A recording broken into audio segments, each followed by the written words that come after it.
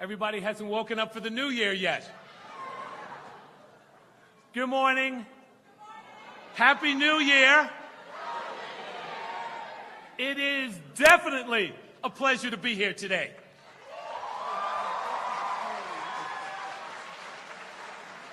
I see everybody's had their coffee. I'm Bill Thompson, and I'm the chairperson of the Board of Trustees for the City University of New York.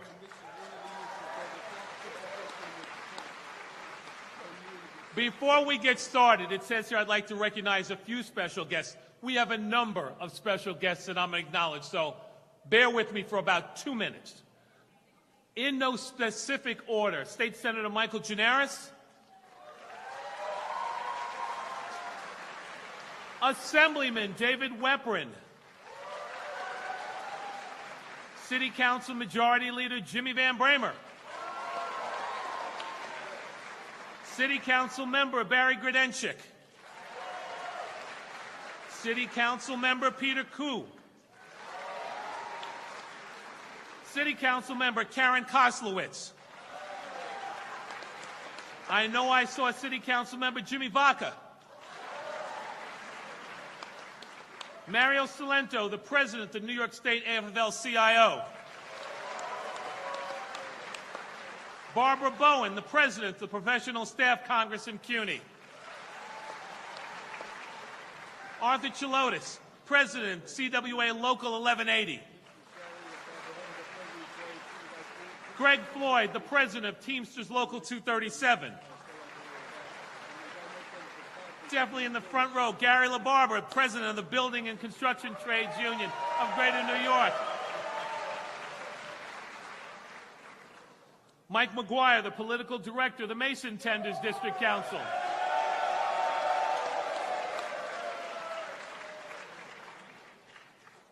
Steve McGinnis, the President of the New York City District Council of Carpenters. Earl Phillips, the Secretary-Treasurer of Transport Workers Union Local 100. John Skinner, the President of Local 46, Metallic Ladders. Okay. Where is Henry Garrido, the Executive Director of DC 37?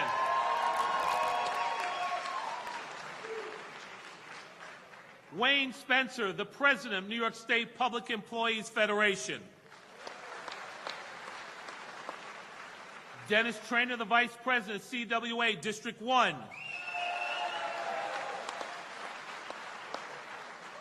Nancy Zimper, the Chancellor of SUNY. A couple of my colleagues, Sandra Wilkin from the City University Board of Trustees. Sandra. And right next to her, Myra Linares Garcia, the CUNY Board of Trustees.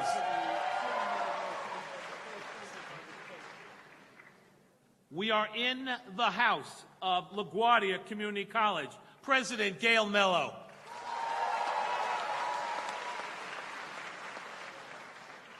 Joe Beltuck, SUNY Board of Trustees.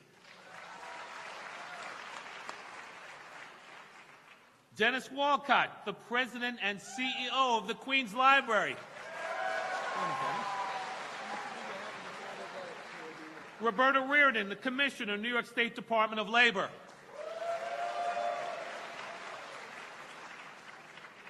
Where is the Budget Director and also member of the CUNY Board of Trustees, Robert Mojica?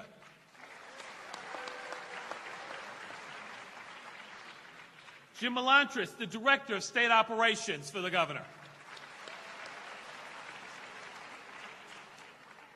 If you didn't get introduced, it's not my fault. Those are the names I was given. Let's also give a warm welcome. There's another gentleman on the stage, to Governor Andrew Cuomo, who is with us also.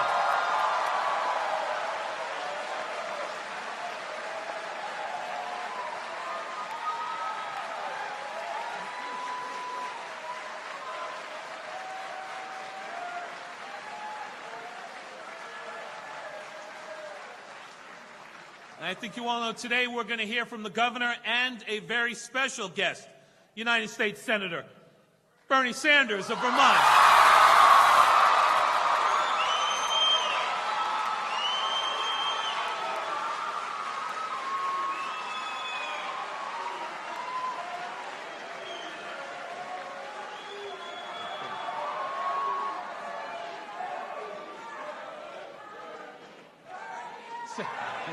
Okay.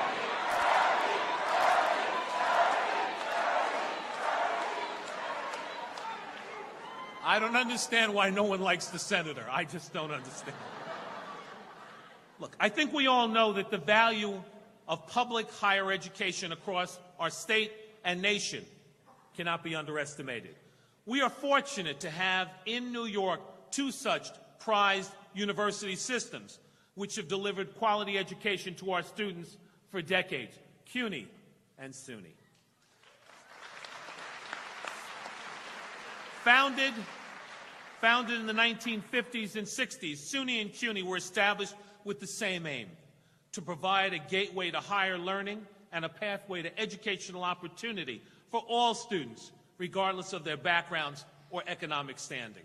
I like to point out, while I'm not a CUNY graduate, if it wasn't for CUNY, and my parents were both Brooklyn College graduates, if they hadn't met at Brooklyn College, I wouldn't be standing here now. But Brooklyn College, CUNY, public education was their ticket to the middle class. But the reality is that the exorbitant cost of tuition today at our public and private institutions has made the dream of higher education unattainable for too many strivers. Governor Cuomo and his administration have led the way forward by prioritizing higher education and investing more than $6.5 billion in SUNY and CUNY, an increase of nearly $1 billion since Governor Cuomo took office. From the nation-leading Get On Your Feet loan forgiveness program to providing more than $1 billion in tuition assistance program grants to eligible college students. He's instituted a number of reforms to deliver relief and ensure college remains affordable to New York's middle class. Today, higher education is not a privilege, but a right.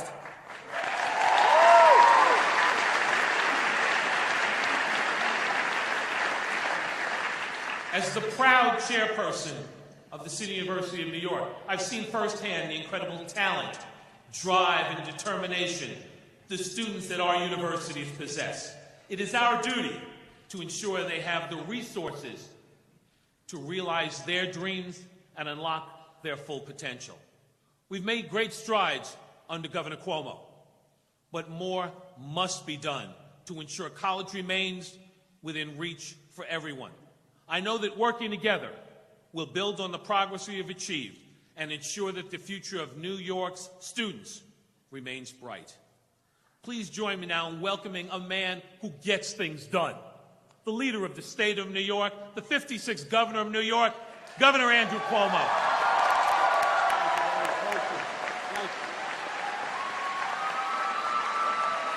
Thank you. Thank you very much. Thank you. Thank you very, very much.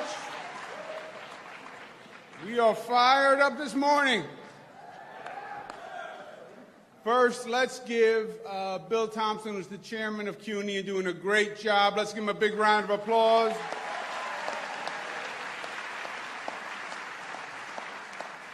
To all my colleagues in the Assembly, all my colleagues in the Senate, all my colleagues in the City Council who are here, let's give them a round of applause.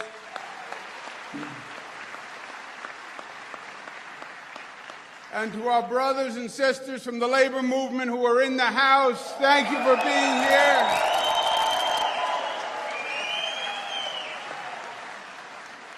And to our special guest, Senator Sanders from Vermont through Brooklyn. Let's give him a round of applause.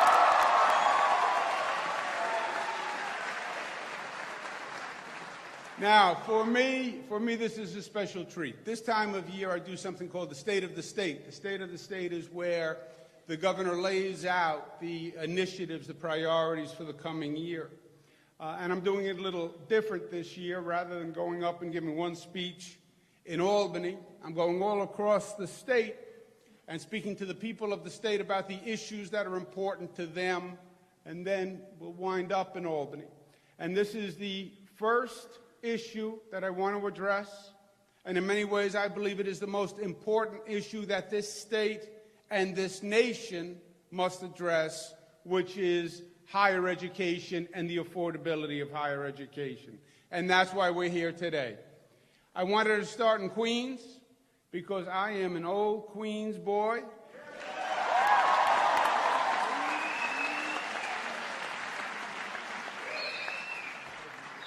I went to work in Washington during the Clinton administration. I was there for 8 years. I would travel all across the country, and I'd be in some state, and I'd be speaking, and someone would come up to me afterwards, and they would say, "Is that a New York accent?" And I would say, no, that's a Queens accent, and I am proud of it.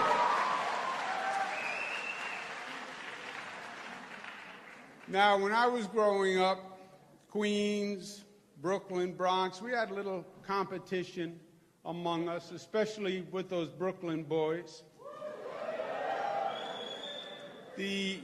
Both Bill Thompson and Bernie Sanders are Brooklyn boys. Competition was always between Queens and Brooklyn, who had the best sports teams, who had the coolest clubs, who dressed better. And I think Brooklyn was always a little jealous of Queens, I'll tell you the truth. I think what it was the ladies in Brooklyn really preferred the men from Queens, and that's what's really started. Do you agree with me? Yeah. But whether you were from Queens, or you were from Brooklyn, or you were from Bronx, or you were from Staten Island, you were from the outer boroughs. That's what they called it, the outer borough. And they never told you what the inner borough was. And I don't know that there is an inner borough, but you were from the outer borough. And that meant something, that you were from the outer borough. You were from Queens, you were from Brooklyn, it meant you were middle class. You were working men and women. You were new immigrants. And you were just starting. And you weren't rich, because if you were rich, you wouldn't be in the outer borough. You'd be in the inner borough and the inner circle. And you were from the outer boroughs, but that was okay. And it was okay because you believed in your heart that you could make it.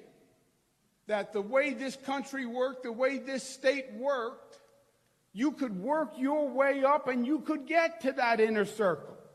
And you could be as successful as anyone.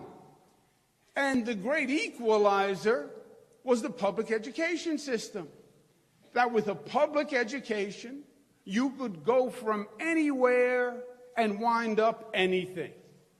You could be Mario Cuomo, my father, born to poor Italian immigrants in South Jamaica, Queens. And you could wind up governor of the state of New York, all from the public education system.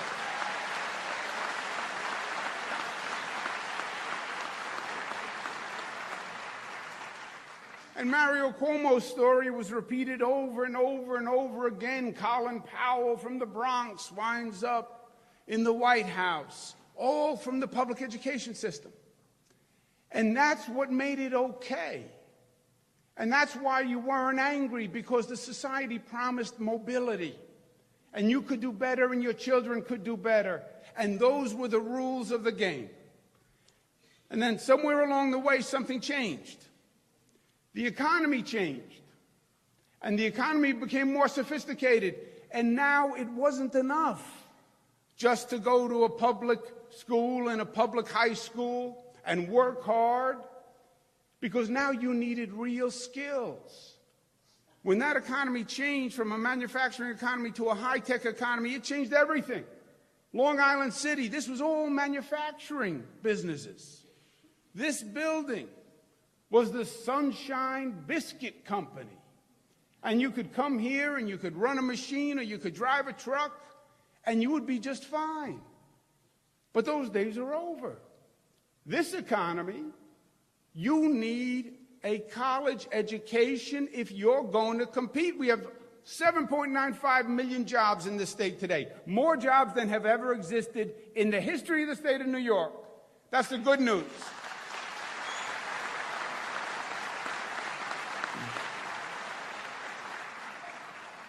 The bad news is 70% of those jobs require a college education.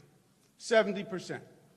And it is incredibly hard and getting harder to get a college education today. It is incredibly expensive, and the debt is so high, it's like starting a race with an anchor tied to your leg.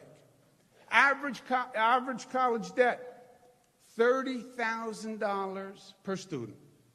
Just think about that.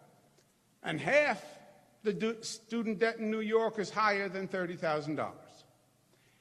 That is not fair.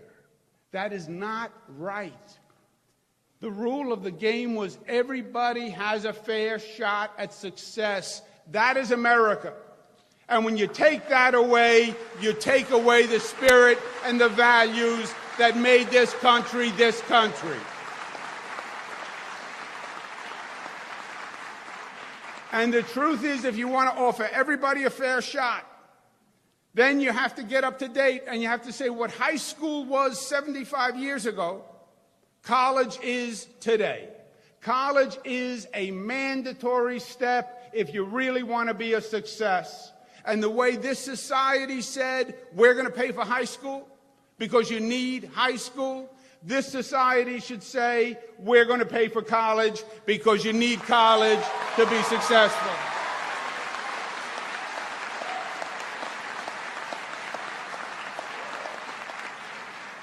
And New York State is going to do something about it.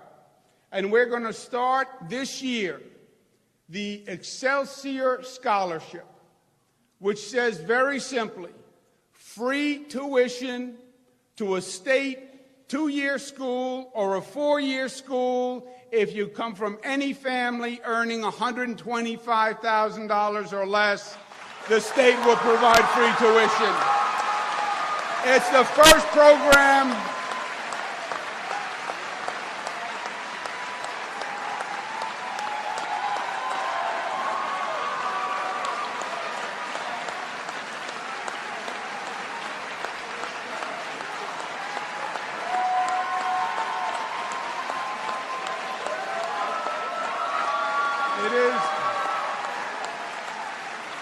Thank you. It is going to be the first program like it in the United States of America. It's once again New York leading the way we did on raising the minimum wage, the way we did on paid family leave, the way we did on passing marriage equality, the way we did on gun safety, and it should be a wake-up call to this nation to say, if you really want to be competitive globally, we have to have the best educated workforce, and that means we have to have college for every child, man or woman who wants to attend. Other countries have already done it. It's time this country catches up. It's time this country says to every citizen, you can be whatever you want to be in America. I don't care the color of your skin. I don't care your sexual identity. I don't care your zip code. I don't care how much money you have in your pocket. What this country says is we welcome you here to the family of America. We welcome you to the family of New York. And we're going to work with you to do better than ever before. And the sky is the limit. And however we can help you do well, we will. Because your success is our success. That's the American dream. And the American dream lives in the state of New York, and no one is taking it away. And that's what this program is all about.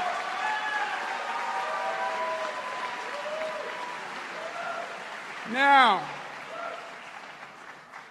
I have the good pleasure to introduce our special guest. Senator Sanders spoke for the middle class and the working men and women all across this nation and the issues that are important to them. He spoke to this issue of college affordability and was ahead of his time in doing it and really awoke the nation to this crisis of college affordability, and we all owe him a big thank you and round of applause for what he did. And let's give a big New York welcome to a Brooklyn boy, because you can take the boy out of Brooklyn, but you can't take Brooklyn out of the boy, Senator Bernie Sanders.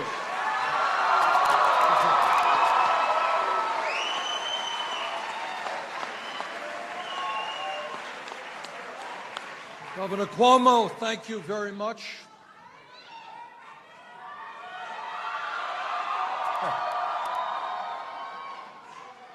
As a graduate of PS 197 in Brooklyn, as a graduate of James Madison High School in Brooklyn, 1 year at Brooklyn College, I am delighted to be here this morning. I think Bill and Governor Cuomo have laid out the issue. And the issue is that at a time when we have a president-elect who thinks it's a great idea to give hundreds of billions of dollars in tax breaks to the top 0.2%, we have a better idea. And that idea is to make public colleges and universities tuition-free for every person in New York State, in Vermont, and in America.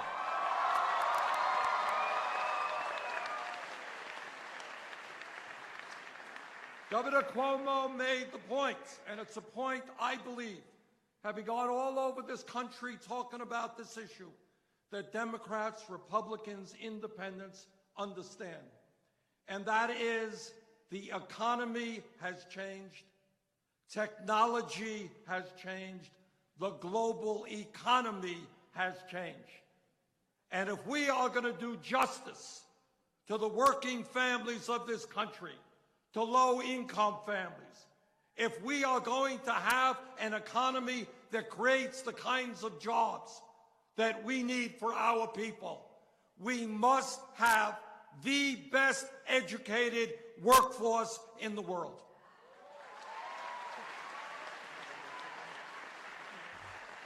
And here is a truth, which is an unpleasant truth, but it's a truth nonetheless. And that is 30 or so years ago, we had in this country the highest percentage of college graduates of any nation on earth. We were number one. Today, we are number 11. That is not what America is supposed to be about.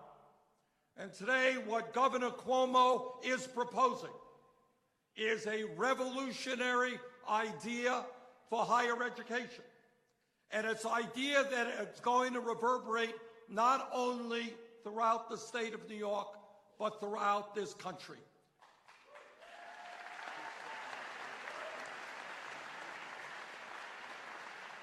And what that idea is that it is basically insane to tell the young people of this country, we want you to go out and get the best education you can. We want you to get the jobs of the future. Oh, but by the way, after you leave school, you're going to be $30,000, $50,000, $100,000 in debt. You're going to graduate school, you're going to medical school, you're going to dental school, well, you may be a couple of $100,000 in debt. And you're going to have to spend decades paying off that debt. And if you don't pay off that debt, when you're old, they may garnish your Social Security payment to pay off that debt. Our job is to encourage every person in this country to get all of the education he or she can, not to punish them for getting that education.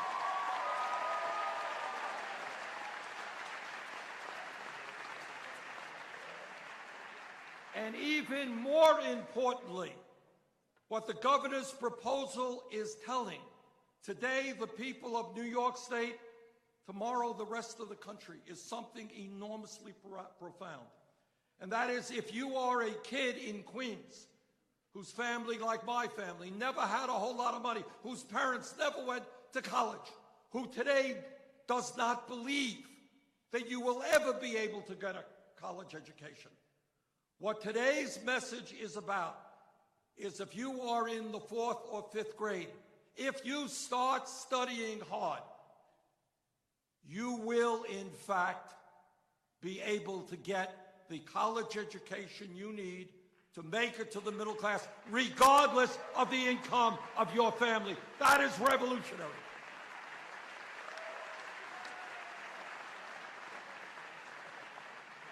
That is a message that is going to provide hope and optimism for working class families all across the state. And here is a prediction that I make. In urging the New York State legislature to follow the governor's lead, to pass this legislation, here's my prediction. If New York State does it this year, mark my words, state after state will follow.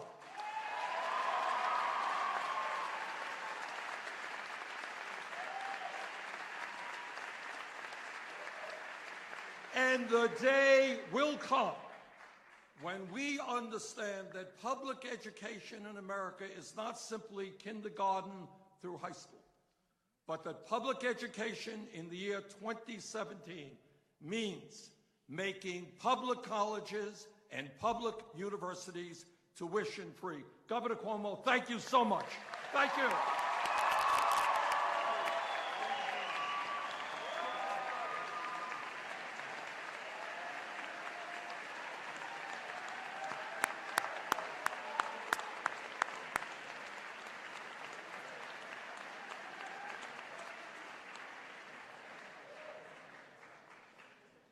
Two things.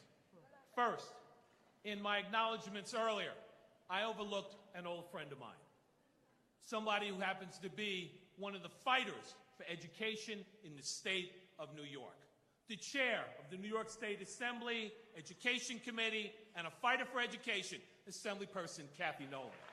Kathy, my apologies.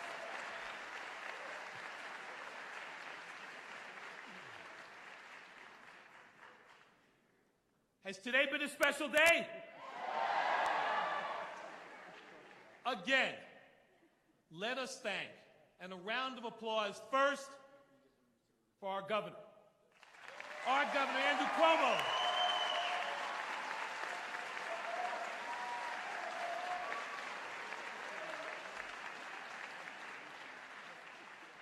For picking up the gauntlet, running with it, being able to see what the future is, and understanding that New York is the Empire State, and he is making sure we rise to higher heights each and every day.